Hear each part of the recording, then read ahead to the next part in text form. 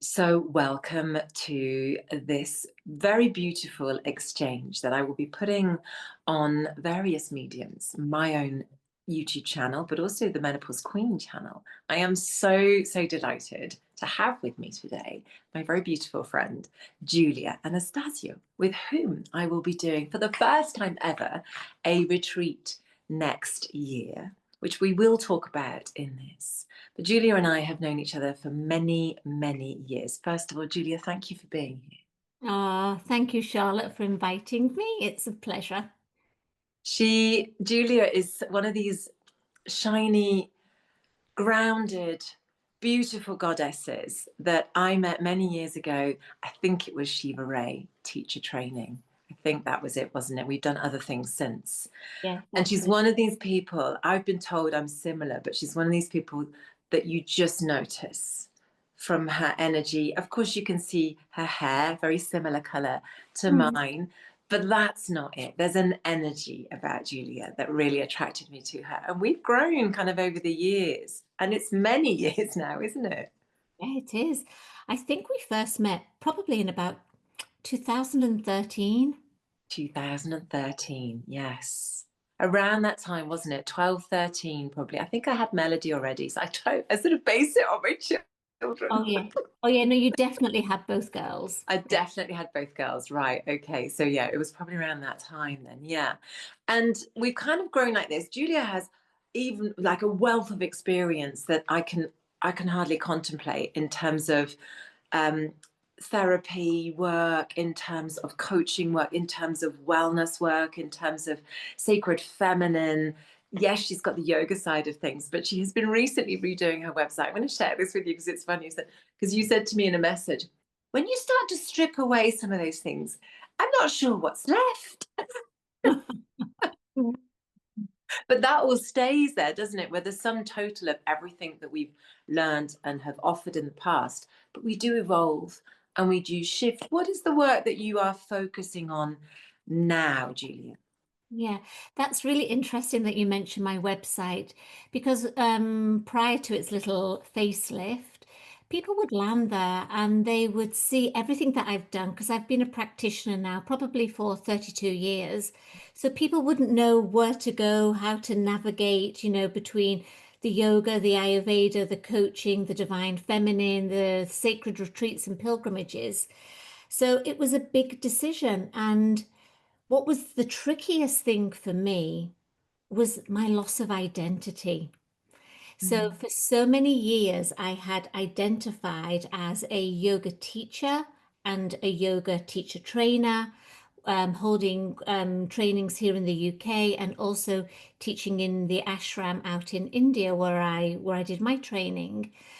So I felt like if I was to strip all of that away, like what remains? So it was probably about 2 years of vacillating between, and this has gone through like my menopause. So I stopped bleeding in probably 4 years ago now. So through this transition, I've had to really tune in to the core of who I am. When everything falls away, what is it that remains?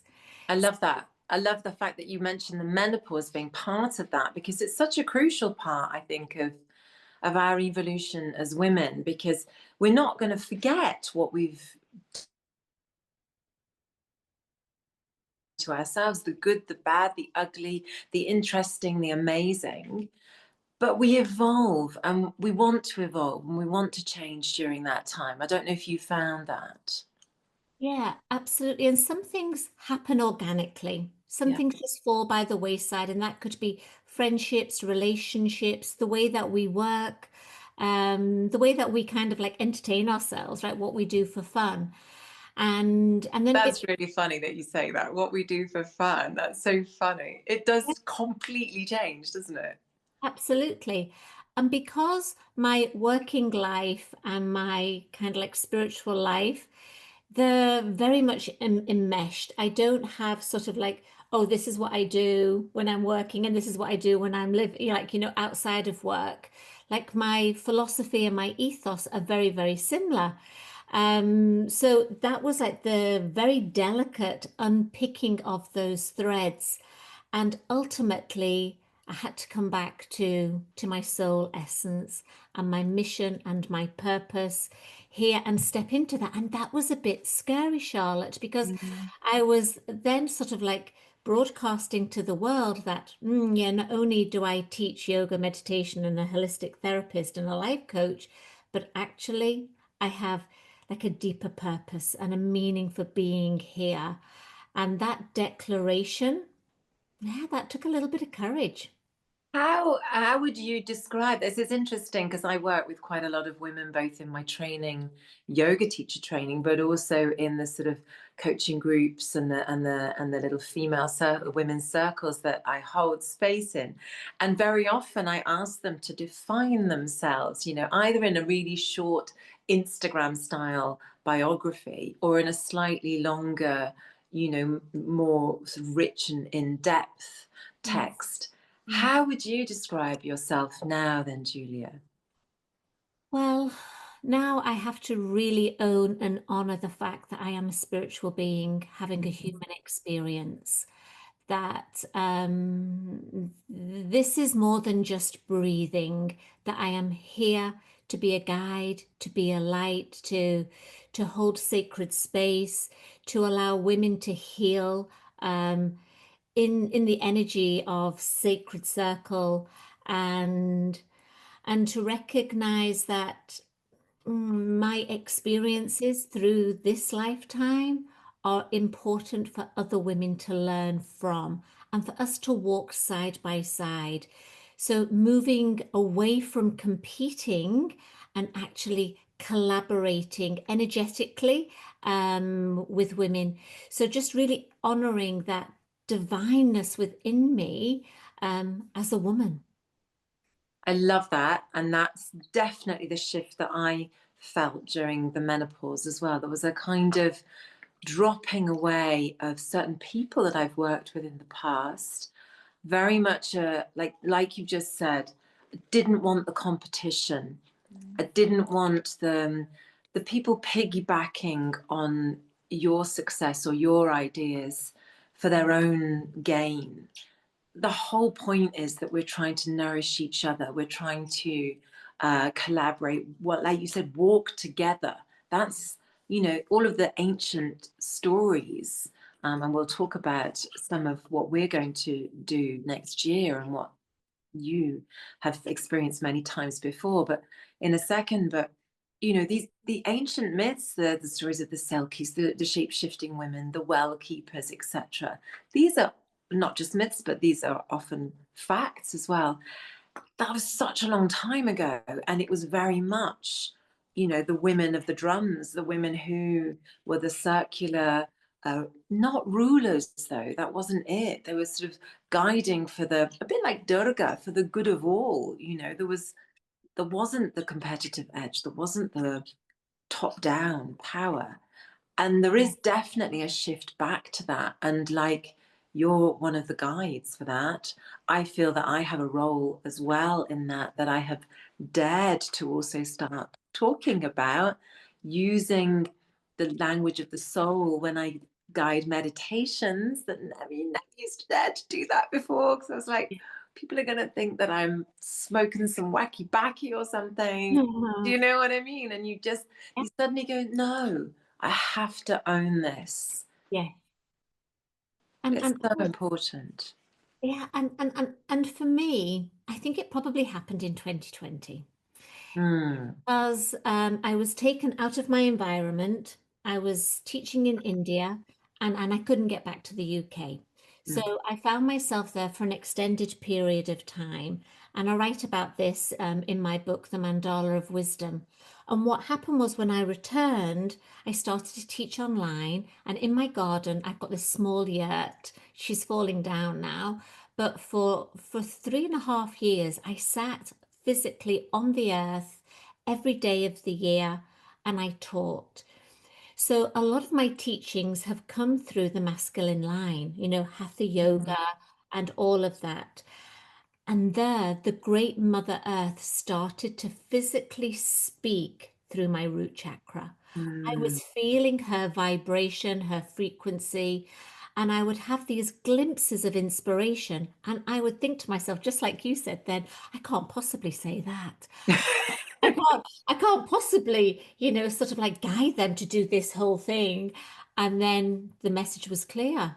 Yes, you can. Yes, you can. Because I was sitting in a circle on this ancient land. We've got a Neolithical tumulus behind our house. So Wow. obviously there's been like, some migration of energy. It's not that far away. It's literally like I could throw a stone and hit it. No, that must be. So it's palpable. The energy here on Shooters Hill in Greenwich, it's palpable. Yeah. Yeah. And that then became the guide. And it wasn't anything that happened overnight. And I Mm, think this is really important, for us to really recognize it's about consistency. Our mm, practice is always about consistency, mm, showing up day after day, regardless of how we're feeling, but just getting to our mat, sitting on our cushion, mm, doing what it is that really lights us up. mm, And then this like blossoming started to take shape as I stopped bleeding. I was lucky in the sense that I still had some opportunity to collect my moon blood. So as the earth was talking to me, I was still able to kind of give back to her and to honor mm, her for mm, about 18 months. And then it just stopped. And mm, I thought, okay, so you've made this shift now. Oftentimes people speak about like the three phases of womanhood, mm, maiden, the mother, the crone. But we know, right, that there's another phase. There's that autumn phase of the maga, of the enchantress, of the wild woman. And I really felt myself as the wild woman. Like mm, my boys had been to university, they'd come back, they were back home, they were looking for jobs. I had this great sense of independence. I knew who I was as a woman, um, and just stepped into this higher role because that's what source, energy, mm, universe, great mother wanted me to do. And mm, so initially, I looked outside of myself. I looked outside of myself to say, okay, so who could possibly be a guide for me? And I couldn't really find anybody that I totally aligned with for whatever reason. And then the calling was to come back home to yourself, come back to your heart, rest in the cave of your heart, because there you will know this deep inner knowing. You will tune into your gnosis, and that's what happened. And it's mm, grown now, and I see myself, right, as somebody who can hold this space for other women who are mm, transitioning. So whether that's through a retreat, a pilgrimage, or through spiritual coaching, life coaching, whatever, but to really be able to honor that. I'm not crone, I'm not elder, I'm in this phase where I'm able to alchemize. So I call that the queen phase. Okay. So, and I've called it that for a very, very long time. And I'll tell you a little example of niggling, you know, ego-y type thing recently. This year I launched this whole approach of the queen because like you, I thought there's not three phases of womanhood. That's just bullshit. There's no way in my 50s that I'm going to turn around and say I'm a crone or even a hag or even anything like that. No way. This autumn phase or the second spring, as they often call it in Yes. Asia, is to me like a whole queendom. You suddenly can sit in your queendom on your throne and go, I am who I am. I know who I am, and I am going to honor that. Not just, like you said, not just for me, Yeah. but for those around me. And you spoke about didn't dare say anything. I hadn't. I was very physical, I suppose. Not always physical, but there's always a physical aspect, a performance aspect, maybe in the past, or there's got to be some kind of goal at the end of it, kind of scenario. Whereas as I reached the menopause, and now as I taught all the way through it, and as I now teach going forwards, I think if you sit in Mm. your roots and in your wisdom, and you teach from that base, you could pretty much teach anything Yes. to the people in front of you because you're doing it from an authentic, truthful space, and it comes across in your voice Yeah. and it comes across in your energy. The moment you start to try, if you suddenly started to teach an Ashtanga practice, people would be Right. like, what the fuck? Yeah, You know, that's do you how know I what I felt. mean? They were just like, Absolutely. there's no, that's not right. That's No, not the same person, you know? no, it's about honoring your sovereignty. And I think there's fear there, right? Because when we have the courage to step into this power, Yeah. yeah, some And it people is power, isn't it? is, It really is power.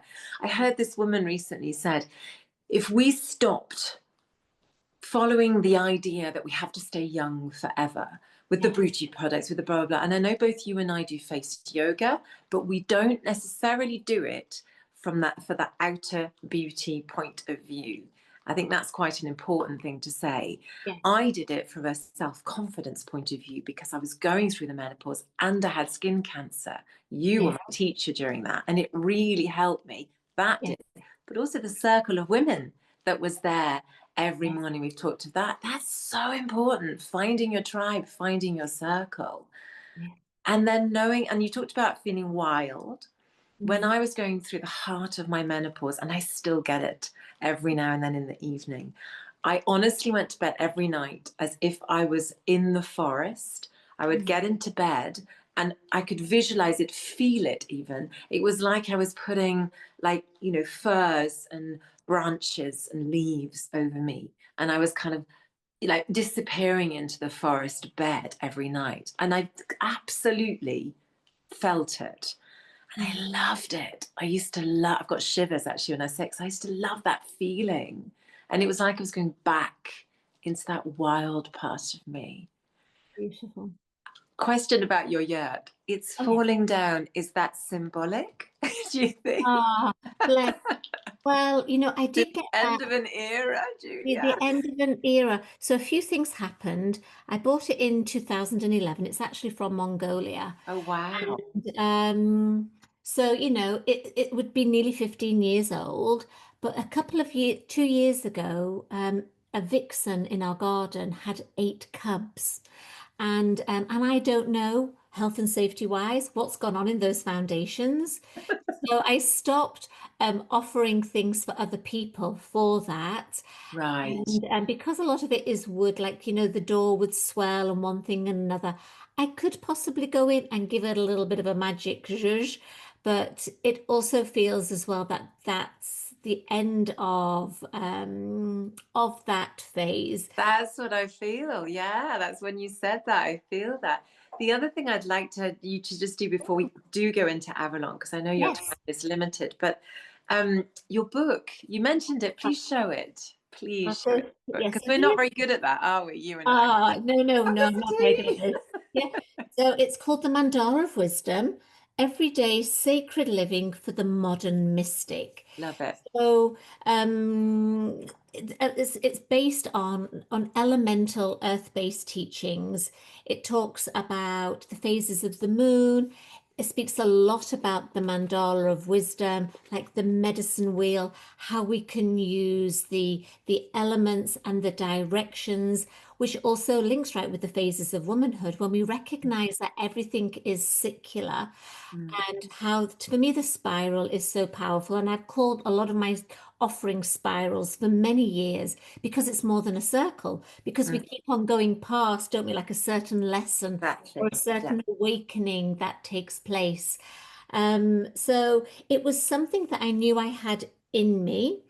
And it came out, I self-published it on Amazon in it came out on summer solstice today this year, so June the 21st. So it's doing really well, but because I've self-published it, it kind of like it requires a lot of self-marketing. It does. It always does. But honestly, even if you go with a publisher, you Yeah. have to do a lot of it yourself anyway. I think unless you're like super well known, Yes.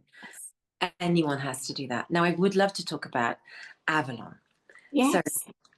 Julia is passionate about the Magdalene energy. Mm. I'm a novice to it and I love it. And I have loved it for many years, but I'm still very novice to it.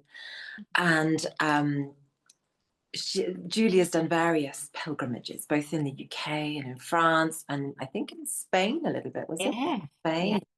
That looked Mm. beautiful, by the way. That's on the bucket list. That one. Yeah. But we have decided to do a pilgrimage, and there are a few spaces left next year. It may be the start of a biannual thing that we do. I don't know, but we just both felt that it would be a really amazing thing to do, rather selfishly, because we quite like to do it with each other. And then we thought, well, we can share this really. And so we've already got some lovely ladies who've joined the idea of this. Can Mm. you give me some of your thoughts and feelings on the trip that we've organised, that sort of area that we've organised? It's in Glastonbury, Avebury, Salisbury, all around Stonehenge, etc. So why is it so potent there? And what is the calling that we're following, as it were? Yeah. So whenever we go on retreat, whenever we go on pilgrimage, whenever you go on a holiday or a trip somewhere, we often feel like we're going to a land or a place, a destination to bring something back from. This is different. Mm, This is for the woman who's ready to leave a part of herself on these sacred lands. mm, So, how does that feel like each time you journey to know that it's not what you're going to take, but it's actually what you're going to leave behind and what you're going to give? So, I became connected to Glastonbury because of the Magdalene energy, because of the Michael Mary lines, the ley lines, the energy that was there. I couldn't initially, this is before I'd done all of my research and my reading and my travels, I couldn't understand how Magdalene could possibly have walked the shores of England and been to Glastonbury. Like, how could that possibly have happened? mm, She was from the Holy Land. So many years later, I totally understand how that happened. And there's a draw for me. So Charlotte spoke a little bit about the well keepers. There are two sacred wells in Glastonbury. We've got the White Spring, which is at the base of the Tor, and we've got the Chalice Well, which is just across the road. So these two streams of water flow, the red and the white. So there you've got like the masculine and the feminine energy, the mm, lunar and the solar. It goes back to that earth-based medicine. Um, Within within the lands, there is a sacredness that mm, when we stop and when we listen and we sit and we breathe and we practice, we receive what I would call a code, a frequency, an activation, an awakening. If we soften into this, and it's happened to me on numerous occasions, so it keeps on calling me back. People mm, also say as well that Glastonbury is the heart chakra of the world, and I can see why. So when we walk these ancient lands, whether that's Avebury, so these stone circles are open there. That's like a beautiful, spacious energy. Traveling then into Glastonbury and exploring all of those ancient lands, and then coming. And we have a private session in the White Spring, so just for our group, which is really beautiful. So that basically means that we have about an hour where we can do private dipping, private ceremony, some drumming, some cacao.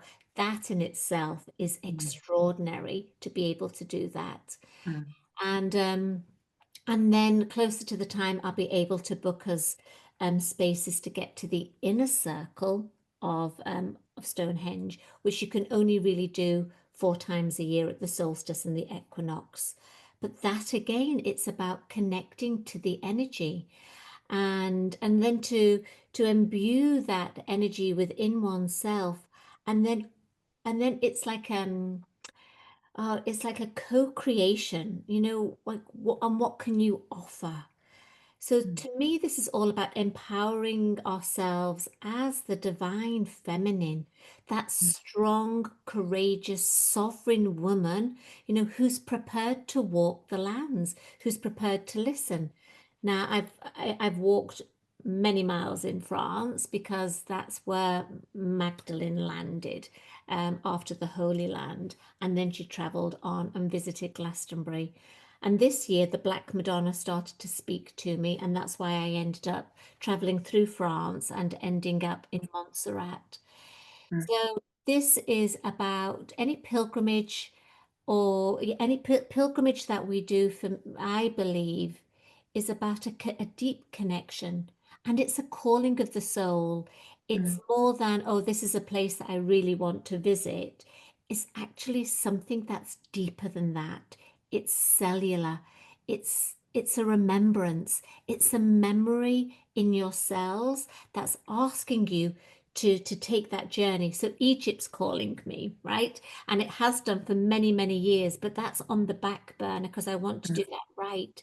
So, something in Europe, right? It's easy for us to get there. mm, Also, there's a difference when we become a solo traveler mm. and then traveling with a group, with a community, with a circle, and also traveling with a guide who has walked this land many, many times. You know, Mm. it's very different because you could go to Glastonbury, but to go to Glastonbury with a group of women, honoring the lands and with a guide who knows the way, who doesn't want to walk into the forest with a torchbearer.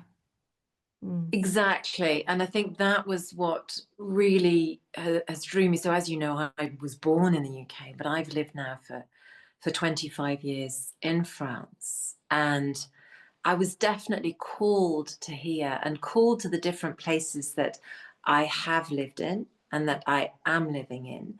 And I know that there is going to be another shift Yeah. in the next few years. So, although I absolutely love where I live now, I know that there will be another move, but I haven't quite worked out where yet. Yeah. Me and my partner haven't, but he's totally up for the next sort of phase. Um, and I think that's it. It's the answering of a calling. But I do feel, although I will never move back to the UK, I just cannot see myself ever doing that. There is a calling to come back to the roots that are there. And it kind of started, I think, a few years ago when I went on a holiday with my family in Devon, so further along, but on the coast there.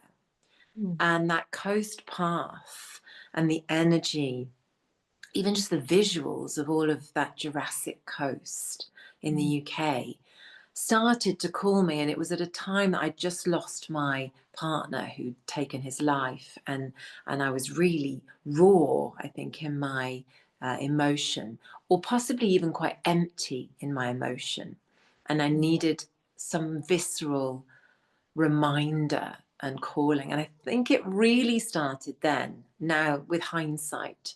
So when, we've both gone on the odd, you've gone on a lot, but I've done a few different bits of what we could call the Magdalene journey or the Magdalene way, retracing her steps. And then this idea came up for Avalon. There's like a union, isn't there? There's the feminine calling, there's my home roots, Yeah. and there's all that sacred calling. But like you said, I'm not looking to take anything from it. Yeah. I am certainly looking to just sit with it and see what I need to leave there or Yeah. I need to give there. And the other women on the trip are all of the same mindset.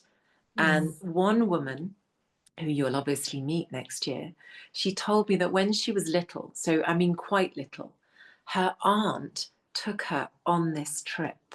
Wow. And her aunt, I've got shivers, her aunt like was absolutely a fan. I think she was quite religious, but Mm. she was so devoted to this Magdalene energy and to the whole ancestry of that land. And she took Patricia with her and did this journey. She said, I can't remember all of it, but I Mm. remember parts of it. And I Yeah. just, when this came up, she was like, well, that's it, Yeah. that I have to go back. Mm. There's no way I can not do this trip. Yeah. Isn't that fascinating? It's fascinating, and I think you've also hit on a point. This has got nothing to do with religion. No. No, No. Magdalene and her energy, she is the divine leader. And Mm, the more that I research, read about her, experience her in the quantum field, the more that I know that in my bones, this is beyond that. This is who she was as an archetypical sovereign woman, Mm, and she was the way shower. mm. Mm. So, if you can feel the calling, I suppose is the way of saying it, then Yes. please get in touch with either myself or Julia. It doesn't particularly matter.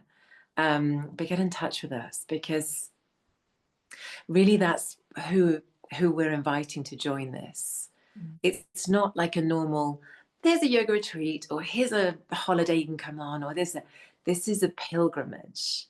Mm. This is very much about creating, you talked about groups. This is right about creating a circle, Yes. like a sacred circle where things will be said and done during that time. And yes, the circle will close, but the spiral will keep going, either individually or collectively. And I think that's a beautiful idea. I like the idea of that spiral. It's Mm. very Aboriginal as well, isn't it? They talk about that in their prayer, so that the circle may be closed, but the spiral may continue. I think that's a beautiful image. Yeah. Julia, is there the last couple of things that you would like to say Mm. about being in the menopause, I Mm. suppose, or coming out of the menopause? Is there anything that you can maybe say that might just help guide, trigger someone Yeah. who is in that phase of their life at the moment? First thing I would say to you is slow down. Mm, Then I would say, look at your environment. What are you eating? Who do you spend time with? What energy are you ingesting as well as what food are you ingesting? How much time do you spend in nature? And see yourself as a sacred being going through the most beautiful metamorphosis of your life. And don't be afraid of the heat, right? The heat is the awakening of the Shakti, that divine, creative Kundalini force. When we can embrace it, we can embody it. When we fear it, it's going to keep on showing up for us. So slow mm. down, breathe, meditate, take care of yourself, honor yourself as the sovereign woman that you are. Love it. Mm. That's exactly what I would have said. It's so true, though, isn't it? And I think that first one is so important. Slow down. I think we spend too much energy and time on trying to keep going with the person that we have been up until that point. Mm. But that's not the point of the menopause. And that's the uncomfortable bit, is that you have to shed some of those layers and responsibilities and things you used to do really, really well and easily. But that Mm. doesn't mean you're not going to do some other wonderful things. I think that's some things that I didn't quite get, was that there's an afterwards. Do you know what I mean? Yeah, No one really sort of says that to you. They sort of go, oh, it's menopause, and it's as if it's going to be like that forever. yeah, But it's so not. yeah. And that transitional period, you and I both did that naturally, and I have nothing against anyone taking any form of help medication. But I think there's something quite special about feeling it, Yeah. as uncomfortable as it can be. Mm, absolutely. Yeah.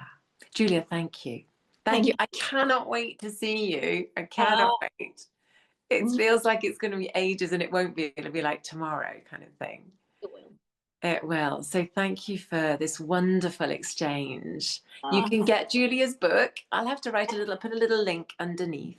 yes. Well, And it's on Amazon, right? yes, it is. Yeah. Brilliant. Okay. Show it Ah, again so that we can recognize the cover. Show okay. your book again. Okay. There we Very go. good. Yeah. You have to realize these are Julia's colors as well. She often Yes. wears black, right? Yeah. But these are her colors. So she's got the most amazing house that I've never been in, but I have pretty much seen every room of her house Ah, on Zooms. yeah, And that's true. in this one, you can see the beautiful colors from the book in the background and the wallpaper. Her bathroom is to die for. Ah, I love it. Thank you, darling. Thank you so thank you, much. Charlotte. Thank you so much. Mwah. Thank you, love.